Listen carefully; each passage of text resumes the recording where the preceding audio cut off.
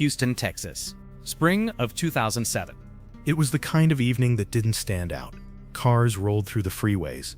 Chain restaurants buzzed with late diners. The air sat heavy and humid. For most people, it was just another night. For one young woman, it would be the last. Tynesha Stewart was 19, a college student with ambition, someone who wanted to prove herself in engineering, a field still rough for women at the time. Friends said she had the kind of energy that made you believe she could actually do it. She carried herself like someone who had plans. But life is never only about the future. In Houston, her past still lingered. She had once been with Timothy Wayne Shepard, a man almost 10 years older. They were no longer together, but the line between past and present was thin, too thin. On the night of March 15th, she disappeared. At first, no alarms. College kids are unpredictable. They crash at a friend's place, miss class, go off the radar for a day. It happens, but hours stretched. Calls went straight to voicemail. She wasn't in lectures, wasn't with friends, wasn't anywhere she was supposed to be. By the time her family contacted police, something felt broken, and every path of the investigation led to one place, Shepard's apartment. Her car had been there. Neighbors saw it. She went inside, but she never walked back out. That was the moment when the story stopped being about a missing student and turned into something far darker. What happened behind those closed doors would leave scars on everyone who followed the case. Inside that small Houston apartment, the night turned violent. Nobody expected it. Nobody could have. The truth is, only two people knew exactly what happened, and one of them would never speak again. What investigators learned later was brutal. There was an argument, quick and sharp, the kind that starts with words and ends with something worse. In a rush of anger, Timothy Shepard strangled 19-year-old Tynesha Stewart. Just like that, her future was gone. For most people, murder would have been the end. For him, it was only the beginning. Now there was a body in his apartment, and he panicked. Or maybe he didn't panic at all. Maybe he planned it.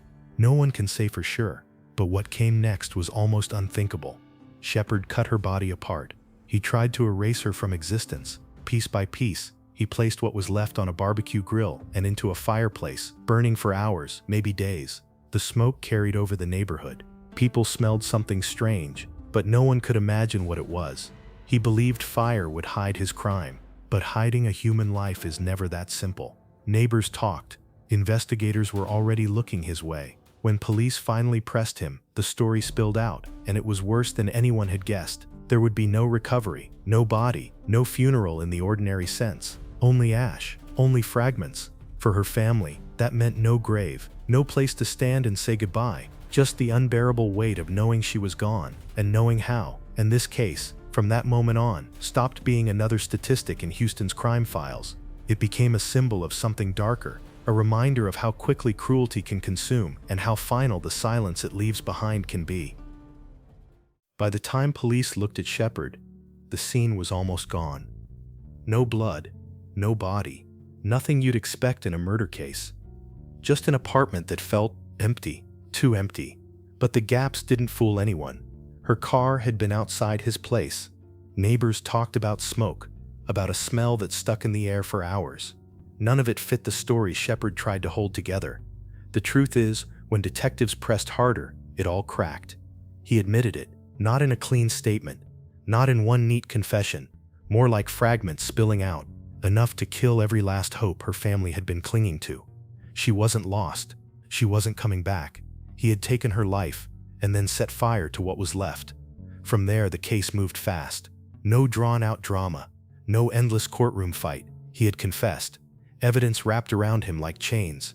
Even without a body, it was clear who had done what. In 2008, the court handed him 27 years. Some people said it was justice. Others couldn't believe it. 27 years for erasing someone's daughter? For destroying every trace of her? The number felt hollow, like trying to measure grief with a stopwatch.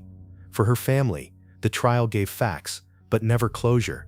They walked away with no grave to visit, no casket to place flowers on, not even ashes to keep, just the knowledge that she was gone, and the echo of how it happened. And when the cameras stopped rolling, when reporters moved on to the next headline, that echo didn't fade.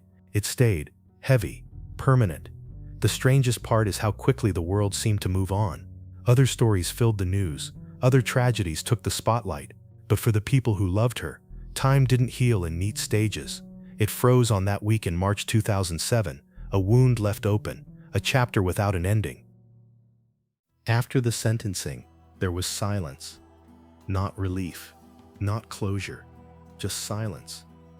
For Tynesha's family, that silence stretched into every corner of life. Holidays came and went, but her seat stayed empty. Birthdays passed with no laughter from her voice. Her mother said it felt like living inside an echo chamber, everything bouncing back, nothing moving forward. And the hardest part wasn't even the crime itself, it was the absence. The fact that there was nothing left to hold, no grave to visit, no stone with her name, just photographs, old voicemails, and the memory of a young woman who should have been allowed to grow up. Houston moved on, as cities do. The news cycle found new tragedies. But the people closest to Tynesha never moved on. They moved with it, carrying the weight, carrying the questions, carrying the anger that 27 years behind bars would never equal a lost life. To many, the punishment felt small. How can decades ever compare to forever? It's not just math, it's something deeper. The idea that a bright future was cut off, and what was given back in return was paperwork, a trial, and a number that looks big only until you put it beside eternity.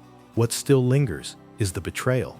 Shepard wasn't a stranger hiding in the dark. He wasn't a faceless threat. He was someone she had known, someone who should never have been danger. That detail is what makes people shiver when they hear the story years later, because it reminds you, sometimes the greatest threat isn't out there, it's already close. And yet people remember her, not only for the horror. Friends still talk about her determination, her plans, the way she lit up a room. For them, the tragedy isn't just the crime, it's all the life that never happened, the graduation, the career, the love, the children she never got to have. In that sense, her legacy isn't only about fear, it's about fragility, about how quickly things can change, and how justice, no matter how harsh it looks on paper, never really fills the void.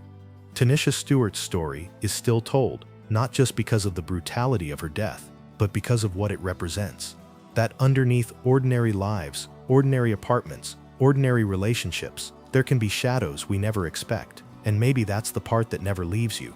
The smoke from Shepard's apartment is long gone, but the emptiness it left behind, that never clears.